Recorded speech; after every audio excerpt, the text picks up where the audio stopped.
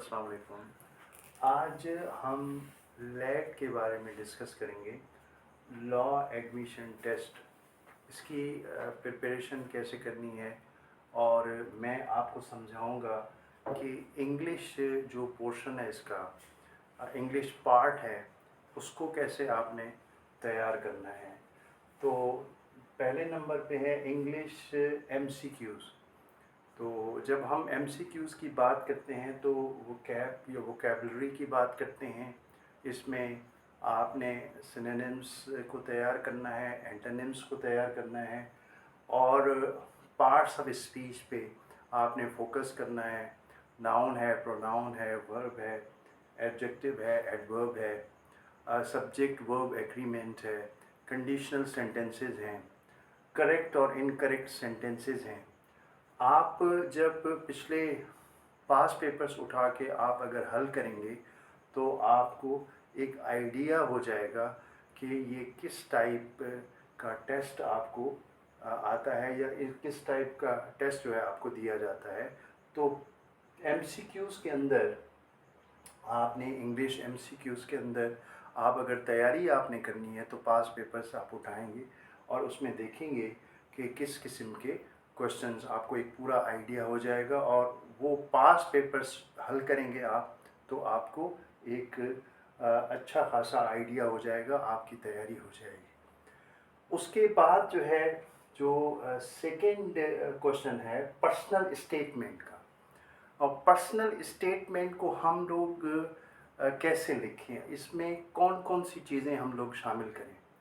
Personal statement में ये है कि आपका बैकग्राउंड होता है, आप अपने प्रायोरिटीज़ को बताते हैं कि आपकी प्रायोरिटीज़ क्या हैं, आप अपने स्ट्रेंथ को बताते हैं, आप अपने हॉबीज़ को बताते हैं पर्सनल स्टेटमेंट के अंदर, या आप बताते हैं कि आप कितने इनोवेटिव हैं, और स्ट्रेट फॉरवर्ड आपकी अप्रोच होती है। और आप बताते हैं कि आपके अंदर कौन सी सलाहियतें मौजूद हैं, स्किल्स आपके अंदर कौन सी मौजूद हैं, और आप प्रॉब्लम सॉल्विंग स्ट्रेटजीज़ को आप कैसे लेकर आते हैं। तो आप अपने बैकग्राउंड के बारे में बताते हैं, और अपने प्रायोरिटीज़ के बारे में बताते हैं, स्ट्रेंथ के बारे में बताते हैं, और वीकनेसेस को आप हाईलाइट करते हैं, और अपने हॉबीज़ को, इनोवेशंस को, प्रॉब्लम सॉल्विंग स्ट्रेटजीज़ को आपने अपने पर्सनल स्टेटमेंट के अंदर जो सवाल दिया गया है उसमें आप उसको हाईलाइट करेंगे।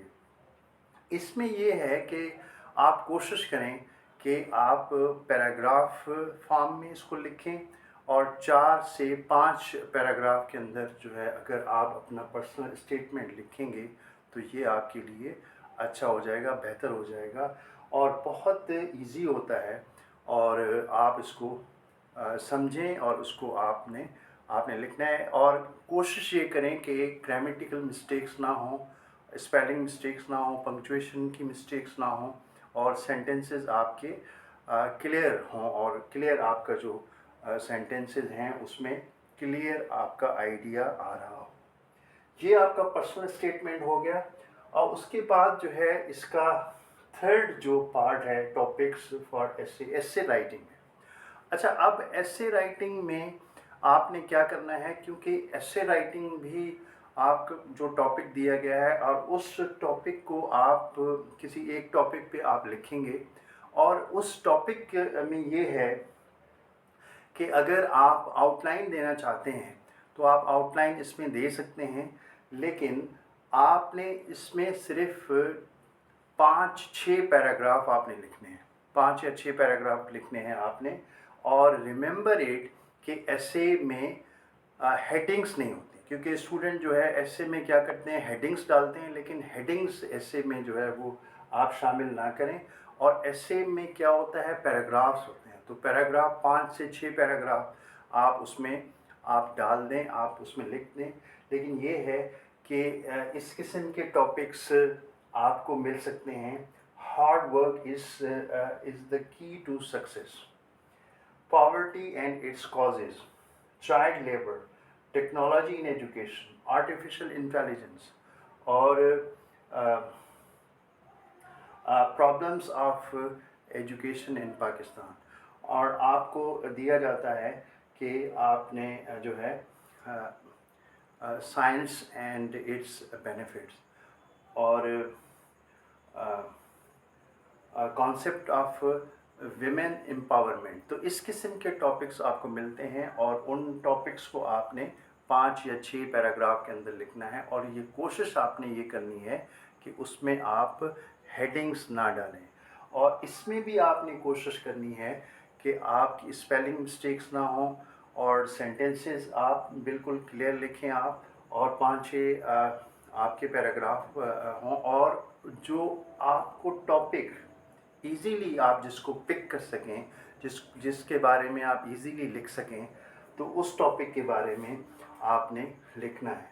अब ये है कि अगर आप किसी भी टॉपिक पे लिखते हैं तो आप इसकी पहले ज़ाहिर है प्रैक्टिस करेंगे और प्रैक्टिस जो है कोशिश करें कि किसी इंग्लिश के टीचर को आप दिखाएं और किसी अपने साथी को दिखाएं जो आपको गाइड कर सके, खुसूसन जो है पर्सनल स्टेटमेंट और एससी के बारे में।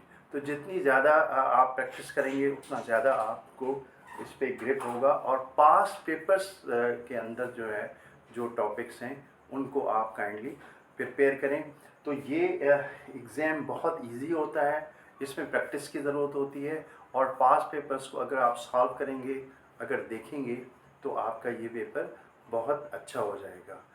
Thank you very much.